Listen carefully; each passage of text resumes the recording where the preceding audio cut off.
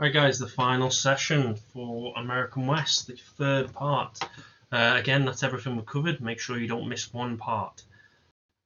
Okay, the end of Way of Life and the Land Rush. So we're going to have a look at how things come to a head. It won't be too long, this one. I know it's 20 slides, but it's just wrapping everything up.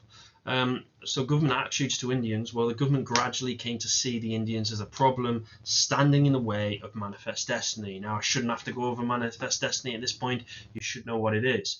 And again, we've looked at these two different opinions, but they're now leaning more towards the exterminators. Remember that assimilate and die that came after the Battle of Little Bighorn. Again, you've seen this graphic. It just shows how much the Plains Indians' way of life has changed and how their home is being encroached upon. They're being pushed onto these reservations. Now, President Grant's peace policy, again, we looked at this in a previous one. I'll just go over it again because this is President Grant who tried to deal with the reservations with BAR, which is budget of $2 million, appointing Ely Parker and appointing Quakers to replace the corrupt agents. But it didn't really work because Ely Parker himself had a negative opinion of Plains Indians, even though he was one himself. So this kind of highlights this image highlights the problem with these reservations. The Plains Indians were really treated badly here. They weren't given enough money or food. They were living in bad conditions. But also the whole idea of the reservations set up this whole idea of reliance, right? They had to rely on the government. And by relying on the government, it kind of breaks their whole way of life. Again, I won't read through the graphic. It's a useful one to read through and look through how the influence on the government attitudes to the Plains Indians. But the government attitude, it kept changing since 34. We've seen this throughout. It changes with what they want and what they need. It constantly changes like that. Sometimes the change was prompted by those kind of who wanted the Plains Indians exterminated. And others believed it was kind of possible to assimilate them into white society. But one of the main things was the buffalo, and it always comes back to the buffalo, the extermination of the buffalo, wiping them out. This really important to changing the whole idea of how the Plains Indians live by killing all the buffalo. If the buffalo are no longer there, then Plains Indians, their whole way of life goes. They're a migratory people.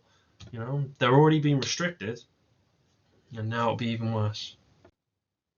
Just to recap again, go back and watch my first video to really understand why the buffalo are so important. But the Plains Indians use every little part of them for their lives, and they believe it's quite sacred. It's spiritual. It's part of this Wakantanka kind of spiritualism they have.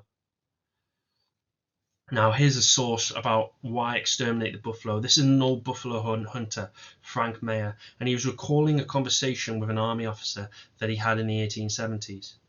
Mayer, there's no two ways about it. Either the buffalo or the Indian must go. Only when the Indian becomes absolutely dependent on us for his every need will we be able to handle him. He's too independent with the buffalo, but if we kill the buffalo, we conquer the Indian. It seems a more humane thing to kill the buffalo than the Indian, so the buffalo must go. They see that link, and to destroy the Indian way of life, they destroy the buffalo. That's how simple-minded it is.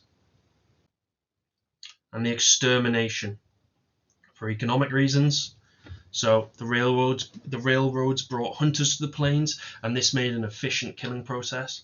Hunters killed more buffalo than they were able to skin, and some inexperienced skinners wasted a lot of the hides. So buffaloes were just left discarded on the roadside. Remember, the Plains Indians used every single part of the buffalo.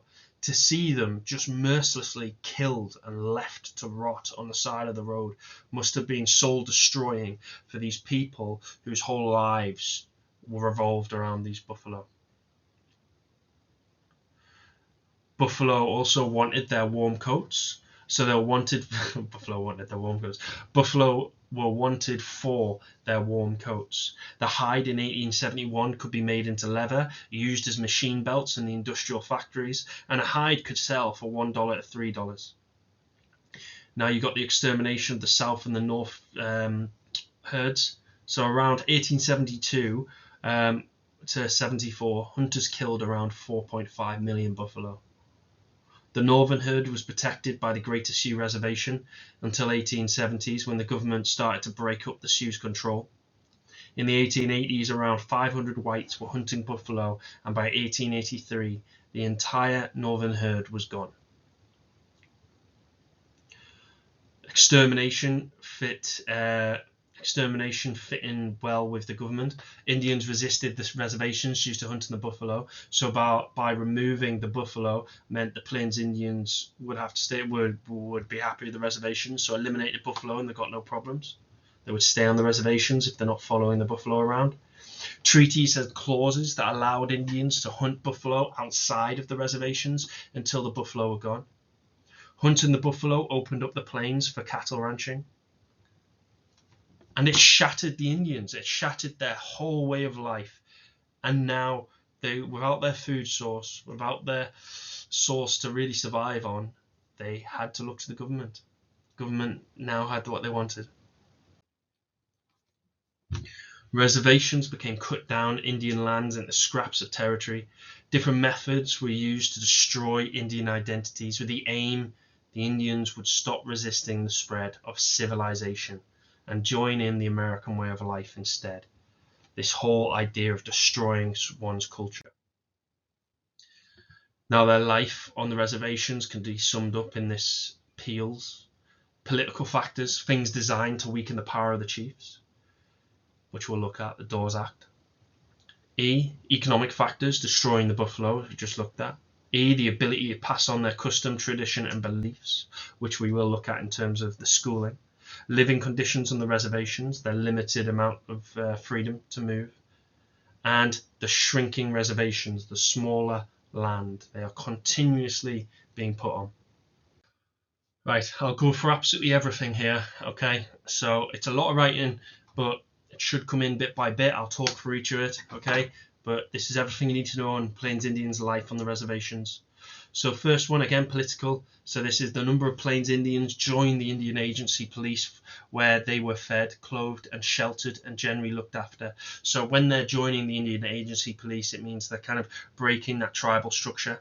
Heads of families, not chiefs, were encouraged to collect their rations. Again, breaking that tribal system, guys, breaking that way of life. Remember, the big question here is the whole way of life, how they live.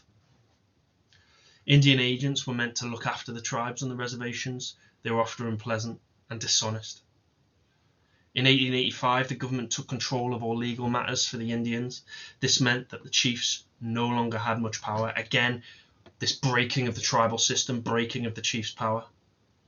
The living conditions. Farming was not the traditional way of life for the Plains tribes. Even for tribes like the Pawnee, who had farmed before, crops failed due to the droughts, disease, pests. Loss of their traditional lifestyle led to the spread of disease, alcoholism, depression. The reservations were shrinking. 6 small Sioux reservations were created. The surplus land from older reservations was sold. The government had forced changes to the reservation in 1876. Following the Dawes Act in 1887, Plains Indians were pressured into accepting further reduced size of reservations. Education, religion. Children were taken from their parents and sent to boarding schools to prepare them for life in the white man's world. If the parents refused, their food rations were withheld until they agreed. Again, their lifestyle, their way of life completely changing here. Their ability to pass on their traditions. Christian missionaries converted Plains Indians to their faith. Again, moving away from spiritualism, moving away from their way of life. Children were taught to have no respect for their parents' traditional way of life, changing the way they think. Hey guys, we can see this in Germany, remember? Nazi Germany education, teaching children how to be Nazis. Again, this is kind of another form of controlling the youth and controlling that thought process to eliminate and change that way of life. Feasts and ceremonies such as the sun dance were banned. It reduced the power of the medicine man. There was economic reasons. The longer term impact of these policies and of the US government control of the reservations was poverty and a lack of opportunity. The quality of reservation land was poor and unhealthy. Plains Indians were not allowed to leave their reservations to hunt. Buffalo herds were wiped out or did not travel through the reservation land. So again, guys, this whole graphic here is everything linked to destruction of way of Plains Indians' life. Okay, try and make sure you know these 4 points. But look, it's quite horrifying when you look at it and you look at how this culture, this group, were just systematically taken apart. So it's just a graphic of the 2 photos of Lakota Sioux boys then going to school. Got the Dawes Act, so like the Homestead Act. Make sure you know this one. So it's like the Homestead Act for Plains Indians. Each Plains Indian family was allotted a 160-acre share of reservation land. Single Plains Indians were allotted 80 acres, and orphans under 18 got 40 acres. If they took up the offer, they could then become American citizens. Why? Break up the tribe system. Again, changing their way of life, making them independent of the tribe. And the aims: encourage Plains Indians to assimilate, become Americans, encourage individual families to farm for themselves rather than relying on the tribe, free up more land for settlers, reduce the cost of federal government of running the reservation system, and break up the power of the tribe and the tribal chiefs, and encourage individualism. Again, all impacting their life. Then you get the Oklahoma Land Rush. So the Indian Territory had different sections for different tribes, and in the middle was a section that wasn't allocated to anyone. And whites had been wanting this for ages. They've been trying to move on to this middle section since the 1880s, but they'd been moved off by the US Army. However, from 1887, it's changing. You know, in 1887, the Dawes Act meant that instead of the tribe owning all its land, individual Plains Indian families each received 160 acres. All the land that was left over after this was put up for general sale. Many Plains Indians then sold their family lands too, because they did not want to become farmers. And often the Plains Indians were cheated out into selling their land at a very cheap price to land speculators. Then in 1889, the US government, they decided to open up that middle section that we just talked about for white settlement. The land was divided up by the government surveyors into 160-acre sections, and it was announced that at 12 noon on 22nd of April 1889, the area would be open for claims. Now, thousands of hopeful settlers waited on the boundary of the unopened territory, and then once a signal was given, everyone rushed over the boundaries to reach a section that claimed it as theirs. This process was called the Land Rush. With the Land Rush, with the claiming of all territory in Americas, and now Plains Indians didn't have any territory, it was just the reservations. There was no need for a permanent Indian frontier. There was no need for a frontier. There was none. Manifest Destiny had been completed. The westward expansion had been completed.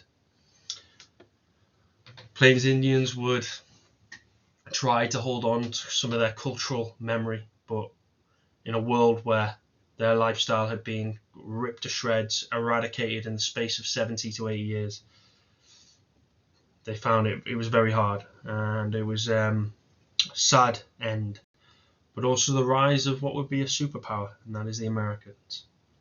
Okay, that brings us to an end of the American West. Hopefully you found this useful.